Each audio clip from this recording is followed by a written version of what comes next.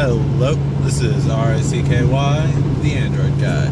And again, guys, we're just going over a couple of the devices that were announced so far and just reflecting on them and giving you guys a little bit of the rundown.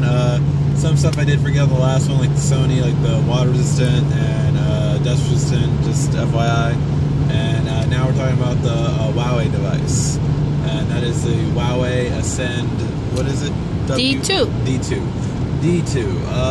So this one is another 5-inch screen, 1080p, which kind of seems to be the norm of the high-end flagship phones.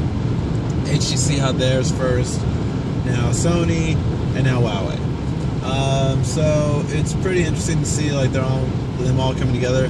Huawei, for some reason, even though they're all 5 inches, they had a little slightly better deep PPI. Pixels per inch, and being 443 instead of 441, which everyone else has. I don't know if that was just a miscalculation or they somehow fit 2 more pixels in there and it's important. But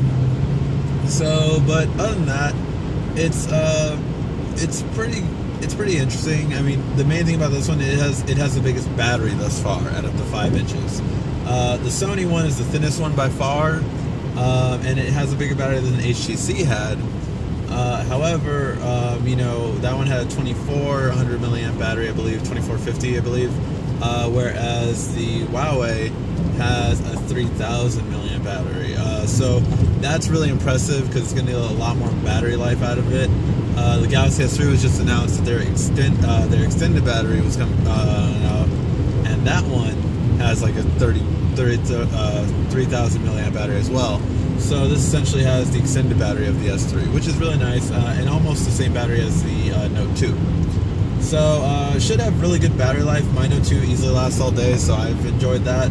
I'm really curious to see how Huawei does, and if they come to the US. So far, they are definitely coming to China and Europe, which is China is their stronghold. It's where Huawei's from. And, you know, it's interesting to see if they'll come to the U.S. Right now, for Huawei, you know, all of the U.S. phones have been kind of entry-level and But don't get me wrong, Huawei makes amazing phones overseas, but we just never get them in the U.S. So it'll be interesting. I'll try to see it and do a review demoing it while I'm at CES. And we'll take a look, guys. All right, this has been RICKY, the Android guy.